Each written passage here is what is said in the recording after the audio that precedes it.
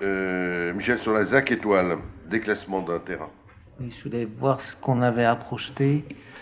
Voilà, donc vous avez à l'écran le bâtiment dont on parle, que l'on appelle bâtiment Détroit. Alors vous avez vu que sur l'esplanade, sur la ZAC étoile, on progresse, hein, puisque l'hôtel, bien entendu, est en fonction.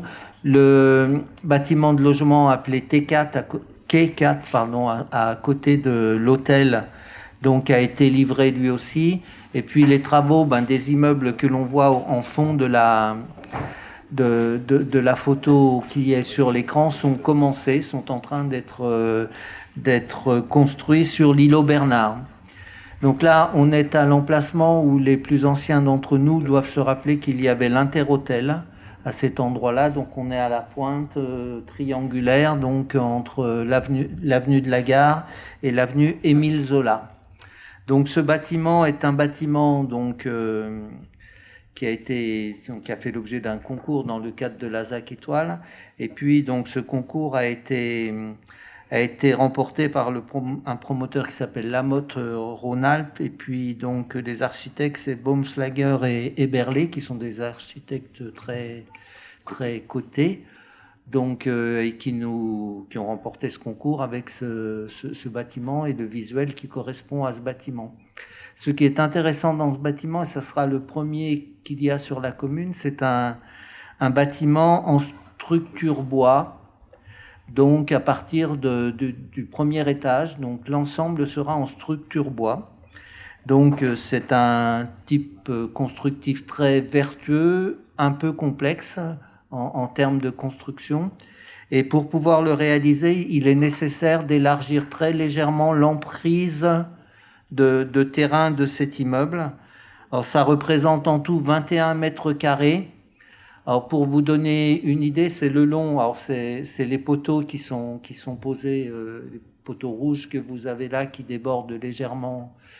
Ça correspond à 35 cm le long d'Émile Zola, et je crois d'1,80 m sur la façade, sur l'angle, sur le pignon, donc côté de l'esplanade.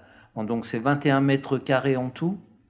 Donc il est nécessaire pour être bien pour être bien cadré, puisque c'est du domaine public, de déclasser ces 21 mètres carrés et de le passer dans le domaine privé de la commune, et ensuite qui sera cédé alors je ne sais pas si ça sera à la ZAC, si ça sera à Annemasse Agglo, à la ZAC ou directement au promoteur, mais ensuite, donc, ce que je vous propose, donc, c'est de déclasser ces 21 mètres carrés pour qu'ils soient ensuite dans l'emprise future de ce bâtiment. Voilà, donc c'est effectivement techniquement, si donc on a tourné les choses un peu dans tous les sens, techniquement, si on veut la réalisation de ce bâtiment en structure bois, on est dans l'obligation de bouger très légèrement, assez peu, hein, mais très légèrement son emprise. Merci. Monsieur Léconnet. Oui, c'est toujours bien les concours. Ça permet de voir certaines choses, même si ce type de bâtiment, alors c'est que la photo, vous allez me dire, mais ressemble beaucoup à ce qui se fait aussi de l'autre côté de la frontière, aux abords du Léman Express. Moi, j'ai beaucoup d'inquiétudes pas sur le bâti, c'est très joli, enfin c'est très joli, j'en sais rien, mais en tout cas chacun a ses goûts. Moi, c'est par rapport au bâtiment qui est encore à côté, qui n'ont pas tout à fait le même cachet, on va dire, et il va y avoir quand même un sacré décalage entre tout ce qui a été construit ces dernières années et tout ce qui reste aujourd'hui aux alentours. Ça va quand même créer une vraie disparité urbanistique, ça c'est une évidence. Mais c'est vrai que je trouve ça un peu dommage d'avoir autant de décalage. Il n'y a pas forcément de solution, j'en conviens, à moins de tout racheter et de tout reconstruire. Mais c'est vrai que voilà, je trouve que ce mix, tout à l'heure, c'est pas facile. Je trouve que ce mix des deux va peut-être interloquer quelques-uns. Bon, bon, effectivement, là, puisque vous l'avez ici, on se trouve donc dans une situation où il reste un immeuble entre deux immeubles neufs. Alors cet immeuble, effectivement, il était compliqué. Enfin, je pense que sur l'ensemble du site, on a racheté et fait tomber tout ce qui le nécessitait. Peut-être aurait-il fallu aller plus loin avec cet immeuble-là, mais bon, pas sûr. enfin, je veux dire un coût de démolition, enfin, y compris d'un point de vue écologique, hein, la démolition-reconstruction n'est pas forcément quelque chose. Bon, on peut espérer que ce bâtiment soit rénové à un moment et retrouve une certaine modernité au moment de sa rénovation. Il en est, puisque vous m'en donnez l'occasion, Monsieur Gacquenay, c'est pas tellement sur ce côté-là, moi, que j'ai comment dire, des interrogations sur ce qui est fait et ce qui existe, mais c'est plutôt sur le côté qui est donc côté de la Maison Beau et ensuite du local de Monsieur du commerce de Monsieur Vanzin et des épiceries de Monsieur Souissy, tout cet espace-là, effectivement, où là, il y a un vrai décalage urbanistique entre la modernité que l'on a inscrit sur le parvis et cette partie-là, en sachant qu'il y a des différences entre les bâtiments que j'ai cités là, puisqu'il y a un bâtiment remarquable, donc qui est la Maison Beau, enfin qu'on appelle la Maison Beau, qui est une maison remarquable et qu'il ne faut pas toucher. Donc elle est protégée au PLU. Et on a protégé ces annexes aussi qui vont côté de l'avenue de la Gare, là, qui sont aussi des annexes intéressantes. C'est tous ces bâtiments rouges, si vous avez souvenir, si vous y passez. Et ça a été protégé au PLU. Par contre, les bâtiments qui sont plus loin de cette Maison Beau sont appelés à être sans doute démolis et reconstruits dans un projet. Et d'ailleurs, on s'interroge et on travaille, je vais dire très, très sincèrement, on travaille sur la possibilité d'élargir le périmètre de la ZAC Étoile sur cet événement-là, pour retrouver une homogénéité de construction future, donc par rapport à ces bâtiments-là qui, je ne doute pas, vous avez remarqué, ont un certain air de famille, comme on dit, entre guillemets. Alors, ils ne sont pas tous identiques, bien entendu, il ne serait pas souhaitable qu'ils le soient, mais il y a un vrai travail urbanistique et architectural qui est fait sur l'ensemble des bâtiments construits donc autour de l'esplanade, avec une recherche de cohérence architecturale qui est extrêmement intéressante.